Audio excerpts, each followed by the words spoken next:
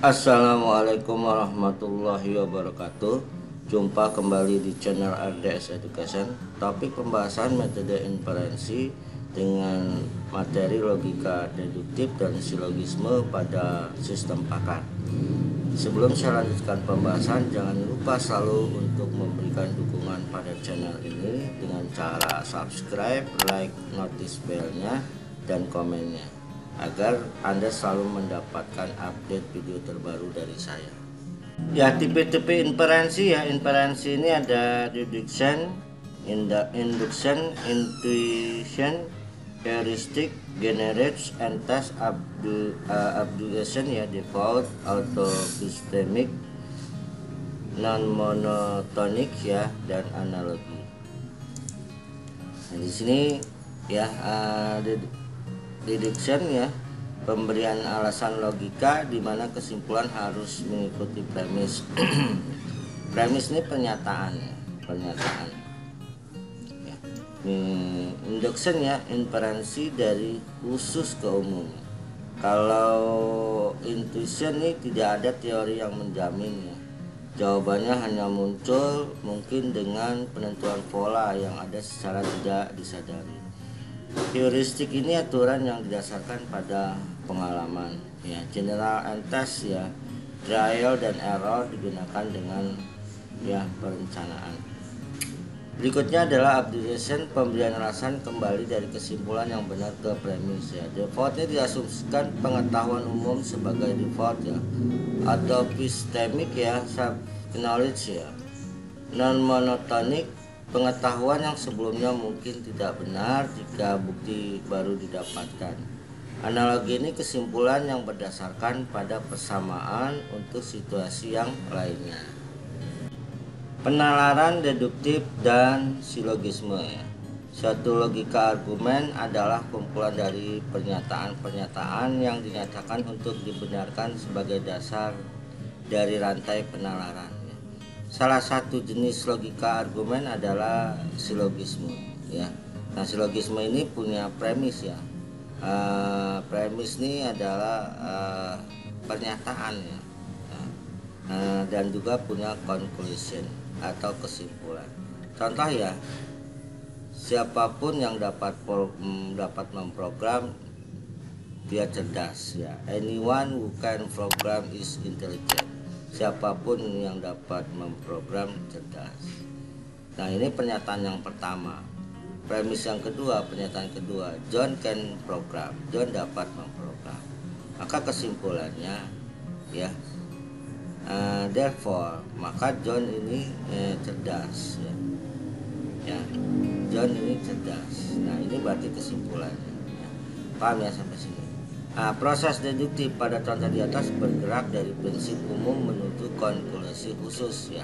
Ya, artinya siapapun yang dapat membuat program cerdas, John dapat buat program, maka John ini cerdas. Nah, karena ada proses deduktif pada contoh di atas bergerak dari prinsip umum menuju konklusi khusus. Nah, penalaran deduktif umumnya dari tiga bagian ya, premis mayor, premis minor, dan konklusi ya. Konklusi ini ada kesimpulan. Nah, premis disebut juga antecedent ya. Nah, konklusi atau kesimpulan disebut juga dengan konsekuen ya. Nah, karakteristik logika deduktif adalah kesimpulan benar harus mengikuti dari premis yang benar. Nah, silogisme dapat direpresentasikan ke dalam bentuk aturan if then ya. Misalnya, nah ini contohnya. If ya, anyone who can program is intelligent and John can program, then John is intelligent. Jika seorang siapapun yang dapat membuat program cerdas dan John dapat program, maka John is intelligent. Maka John cerdas. Yang berikutnya silogisme klasik disebut dengan categorical syllogism. Nah, premis dan konklusi didefinisikan sebagai statement yang pasti dari 4 bentuk berikut. Nah, ini Anda harus bisa mengingat nih ya, karena nanti kita akan membuat pernyataan berdasarkan silogisme ya dari premis-premis dan conclusion tersebut. Nah, bentuk A ini adalah semua S adalah V ya. Universal, namanya universal afirmatif. Yang kedua E ini tidak, S adalah V, maka universal negatif. Nah, nanti kita ngambilnya itu yang bentuknya ini nih, urutannya ya, A, E gitu ya. Nanti saya kasih contohnya. Yang berikutnya adalah I. Ini beberapa S adalah V ya, artinya partikular afirmatif. Yang O ini beberapa S bukan P ya, partikular negatif. Jadi nanti kita mengambil sebuah bentuk hasil pernyataan dari silogism, yaitu premis-premis dan conclusion ini, maka kita akan melihat ya setiap premis itu apakah bentuknya A, apakah bentuknya E, apa bentuknya I, atau bentuknya O. Oke, saya lanjutkan di sini. Nah, kategorikal ya. Dan I ini disebut dengan afirmative inequality ya. Subjeknya dimasukkan ke dalam jenis predikat ya. Yang berikutnya E dan O disebut negative inequality ya. Subjeknya tidak masuk dalam jenis predikat. Is sama dengan kafula, menunjukkan bentuk tense dari kata kerja to be ya.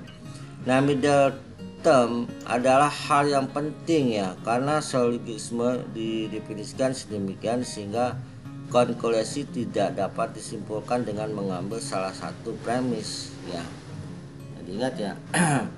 Jadi kalau kita menggunakan silogism, hanya satu premis itu tidak bisa menyimpulkan sebuah kesimpulan atau conclusion.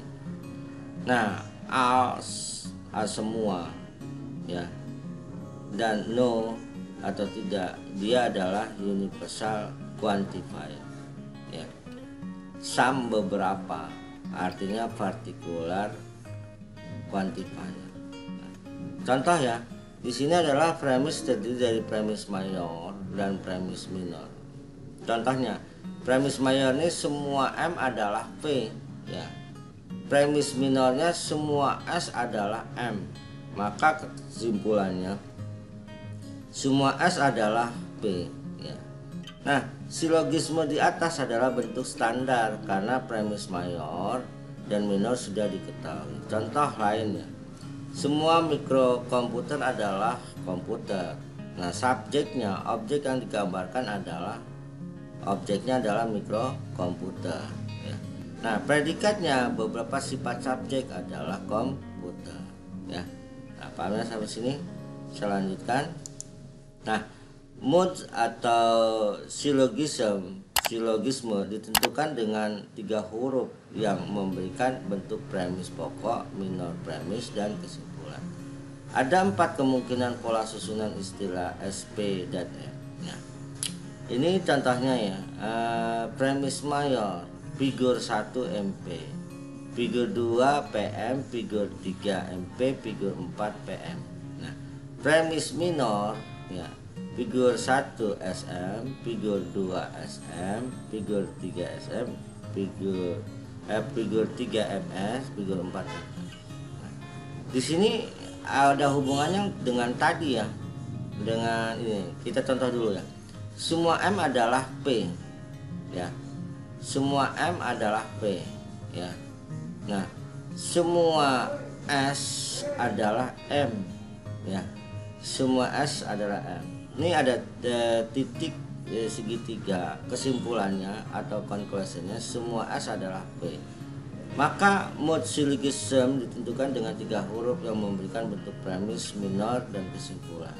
Maka suatu modnya adalah A min 1. Ini kenapa? Karena kita menggunakan 3 figur ya, dimana figur yang keempat tidak gunakan, jadi ya minus 1. Nah, kalau tanya mood, menunjukkan suatu mood A ini semua M adalah P A ya. Nah, ini nih yang tadi saya bilang di sini. Nah, semua adalah semua S adalah P, artinya universal additive, maka bentuknya A. Nah kebetulan ya di sini tuh semua S adalah P, maka bentuk kita mengambil bentuknya adalah A. Nah semua M adalah P, A, ya berarti kita mengambil yang bentuk A, ya. Ini dia ya. Universal afirmatif. Ya. Oke, paham ya sampai sini? Nah, berarti semua S adalah M, juga sama A, universal afirmatif. Conclusionnya juga sama, semua S adalah P. Maka menunjukkan suatu mode, ya berarti kita menggunakan ya A, ya universal afirmatif minus 1. Nah kenapa ada 4 kemungkinan pola susunan istilah SPM ini? Karena apa? Karena A-1 kita menggunakan 3 mode ya, 3 mode silogisme yang ditentukan dengan huruf ya A ya. Yang keempat figur keempatnya ini kita tidak gunakan, berarti min 1. Paham sampai sini ya? Nah coba kita lihat lagi ya di sini. Nah coba tebak ya, semua M adalah V, tidak S adalah M ya. Conclusionnya segitiga titik, tidak S adalah V. Nah tipenya ya, maka kita bisa lihat di sini ya, tidak selalu argumen yang mempunyai bentuk silogisme merupakan silogisme yang valid ya. Contoh ya, silogisme tidak valid berbentuk min 1. Nah misalnya semua M adalah P, ya universal afirmatif, tidak S adalah M. Nah kita lihat tidak S ini kan tadi apa? Nah ini tidak S adalah P ya, bentuknya E ya. Ini berarti universal negatif ya. Beberapa universal ya yang I ya, tadi E universal negatif. Nah berarti di sini yang kalimat pertama ini menunjukkan A ya, universal afirmatif. Tidak S adalah M menunjukkan bentuknya E ya. E ini berarti universal negatif ya. Kesimpulannya tidak S adalah P, sama, maka bentuknya adalah E. E ini adalah universal afirmatif min 1. Kita menggunakan 3 mode dari 4 mode ya, min 1. Oke, paham sampai sini ya? Nah berikutnya ya, semua mikrokomputer adalah komputer ya, bukan mainframe adalah mikrokomputer. Nah bukan mainframe adalah komputer. Nah ini bentuk silogisme mode-nya apa ya, semua mikrokomputer adalah komputer, universal afirmatif. Bukan mainframe adalah mikrokomputer ya, universal negatif. Nah bukan mainframe adalah komputer ya. Berarti juga universal afirmatif negatif ya. Nah diperlukan prosedur keputusannya, decision procedure untuk pembuktian validitas ya. Prosedur keputusan untuk silogisme dapat dilakukan menggunakan diagram Venn, 3 lingkaran yang saling berpotongan yang merepresentasikan ya S, P, dan M. Nih kurang kelihatan ya, yang saling berpotongan yang merepresentasikan S, P, dan M. Tapi bentuk ininya tahu ya. Nah ini saya ingatkan lagi ya, kita tuh lihatnya dari sini ya.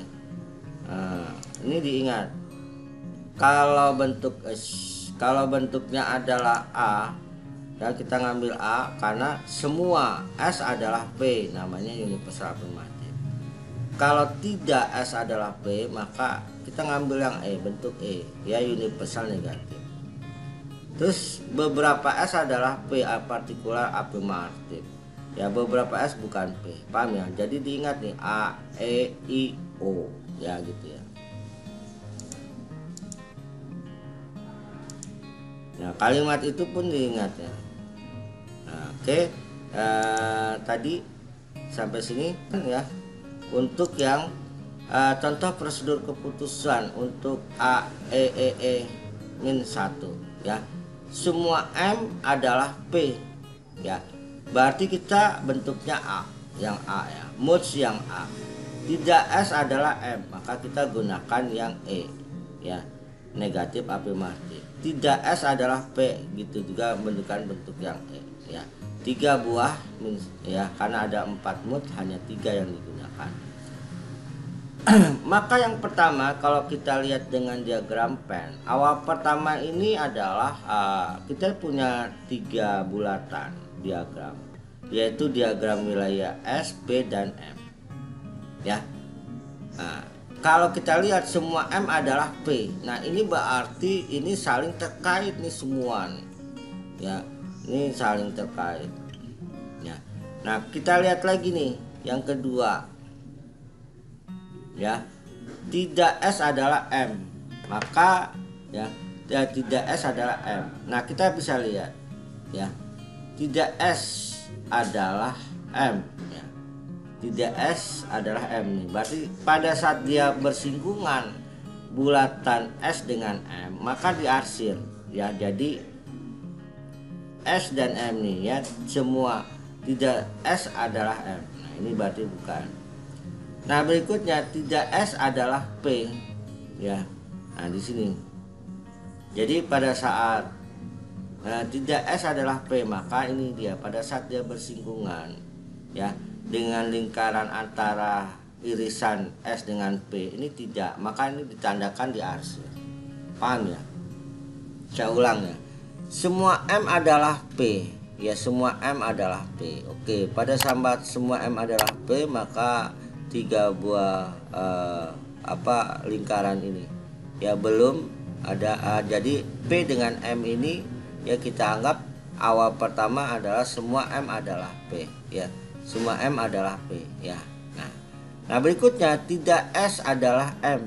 Nah S dengan M berarti nilai S bukan M ya, artinya nilai S bukan M, maka dia ditandakan nih ya, yang M, bulatan M. Nah, di sini antara irisan garis antara S dengan M ini dikasih arsir hitam. Terus ini dihitamkan karena M tidak ya. Nah, berikutnya kenapa yang P enggak? Karena kan M adalah P. Nah, yang tadi nih. Berikutnya conclusionnya tidak S adalah P. Nah, tidak S ya, kita bisa lihat P dengan S dengan P. Nah, di sini tidak S adalah P pada saat lingkaran S dengan P saling bersinggungan, maka pada saat di tengah di irisannya ini diarsir. Artinya tidak S adalah P. Paham ya sampai sini? Nah, kita bisa lihat lagi contoh proses keputusan untuk yang EAE1. Ini udah tahu ya, paham ya? EAE1, tidak M adalah P, semua S adalah M, tidak S adalah P. Ini artinya S, P, dan M ini tidak M ya, tidak M adalah P ya. Ini di awal ya, kita bisa lihat ya, tidak M ya, tidak M adalah V ya, M dengan P. Nah kita bisa lihat di sini, kita lihat M dengan P ya, M adalah P, tidak M. Jadi pada saat bersinggungan antara P dengan M ini dia adalah tidak nih bersinggungan ya. Semua S adalah M. Nah ketemu nih, S dengan M nih ketemu ya. Ya, jadi bersinggungan berarti S dan tidak perlu diarsir. Nah, tidak S adalah P. Nah, berikutnya tidak S adalah P, maka tidak ya, tidak S ya adalah P. Maka P-nya pada saat ketemu dengan S ketemu dengan P pada saat bersinggungan ini diarsir. Ya, itu. Nah, itu adalah sebuah persinggungan ya, yang kita gambarkan dengan diagram Venn. Paham ya sampai sini? Tadi kalau Pak ada pertanyaan, tidak M adalah P, tidak M ya, ini pada saat M di awal ya, terus tidak M ya berarti dia di sini ya kan, semua M adalah P ini dia, semua M ya, semua M ya tadi adalah P ya, tidak S ya, tidak S, semua M adalah P. Iya ini dia ya, karena nih pada saat ini nih kita bisa lihat di hasil. Nah begitu juga yang ini ya, tidak M adalah P, kita lihat di sini dulu, tidak M adalah P, tidak M adalah P, tapi semua S adalah M. Nah ini kita di awal. Nah pada saat kita masuk di sini ya, semua S adalah M. Nah di sini nih, semua S adalah M. Nah dia pada saat bersinggungan antara lingkaran S dengan M, dia tidak diarsir karena semua S adalah M. Nah berikutnya, kalau tidak M dengan P ya, tidak M adalah P. Nah pada saat garis singgungan antara P dengan M, maka ini diarsir karena tidak M adalah P ya, bukan. Nah berikutnya ya, kalau kita tidak S adalah V ya, maka di sini kita bisa lihat tidak S, S ini adalah tidak ya, tidak untuk apa? Untuk V. Pada saat dia bersinggungan ya, maka ini diarsir ya. P dengan M kita juga lihat tidak M adalah V. Yang semua S adalah M, pada saat S dengan M ya, maka di sini ya ini ada garis singgungan tapi tidak diarsir karena apa? S adalah M ya. Nah begitu saya rasa tentang metode inferensi ya, untuk pemahaman silogisme ya.